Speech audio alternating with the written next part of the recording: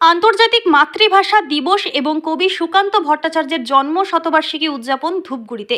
সোনারতরী আবৃত্তি প্রশিক্ষণ কেন্দ্রের উদ্যোগে প্রতি বছরের ন্যায় এবছরও পূর্ণ শ্লোক মঞ্চে আন্তর্জাতিক মাতৃভাষা দিবস উদযাপন করা হলো। মাতৃভাষা দিবস উপলক্ষে বিভিন্ন অনুষ্ঠানের আয়োজন করা হয়েছিল। 8ই ফেব্রুয়ারি মেধা অন্বেষণ পরীক্ষার মধ্য দিয়ে অনুষ্ঠানের সূচনা হয়েছিল। এরপর ধাপে ধাপে বিভিন্ন অনুষ্ঠান হয়। এদিন পূর্ণ শ্লোক মঞ্চে শেষ দিনের অনুষ্ঠানের আয়োজন করা হয়েছিল। অনুষ্ঠানে উপস্থিত উত্তরবঙ্গের বিশিষ্ট কবি ও সাহিত্যিক বেণুমাধব সরকার এবং বিশ্বজিৎ নাগকে সোনারতরীর থেকে সংবর্ধনা দেওয়া হয়। এছাড়াও অঙ্কন, বাংলা বিচিত্র বাচনিক শিল্পের প্রতিযোগিতা, সুন্দর বাংলা হাতের লেখা সহ 16টি সাংস্কৃতিক সংগঠনের দলগত নৃত্যের আয়োজন করা হয়েছিল। উদ্বোধনী অনুষ্ঠানে উপস্থিত ছিলেন বিধায়ক অধ্যাপক নির্মল চন্দ্র রায়, মহকুমা নাগরিক মঞ্চের সম্পাদক অনিরুদ্ধ দাশগুপ্ত সহ বিশিষ্ট ব্যক্তিবর্গ। সোনারতরী আবৃত্তি প্রশিক্ষণ কেন্দ্রের পক্ষ থেকে মাতৃভাষা দিবসের এই আয়োজন কিভাবে পালন করা হচ্ছে, মানে কি কি অনুষ্ঠান? মাতৃভাষা দিবসের উদযাপন আমরা অনেকটা পর্যায়ক্রমে করা হয়েছে। 8ই ফেব্রুয়ারি হচ্ছে বাংলা মেধা পরীক্ষা, 15ই ফেব্রুয়ারি বাংলা বাচনিক শিল্পের বিভিন্ন অংশের প্রতিযোগিতামূলক অনুষ্ঠান হয়েছে।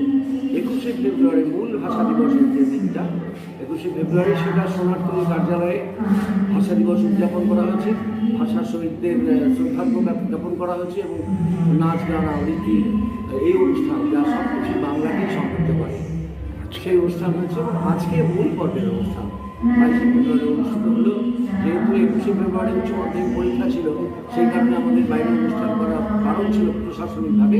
তো আজকে 22শে ফেব্রুয়ারি এই অনুষ্ঠানটা সকালবেলা 10টাতে শুরু হয়েছে অঙ্কন প্রতিযোগিতা এবং হস্তলিখন প্রতিযোগিতা।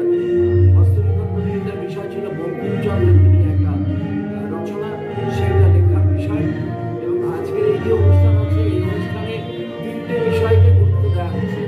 একটা ভাষা দিবস, দ্বিতীয়ত বঙ্কিমচন্দ্রের সুজলাং সুফলাং বন্দে মাতরম, যেটা তার 150 বছর পূর্তি, এবং সুকান্ত ভট্টাচার্যের জন্ম শতবর্ষ। এই 3টে বিষয়কে একসাথে করে আমরা এখানে উদযাপন করছি বিভিন্ন অনুষ্ঠানের মাধ্যমে। এবং ধূপগুড়ি ছাড়াও বাইরের 16খানা সাংস্কৃতিক সংগঠন এখানে অংশগ্রহণ করেছে সকাল 10টা থেকে। এবং বিশিষ্ট অতিথিবর্গ এখানে উপস্থিত হয়েছিলেন।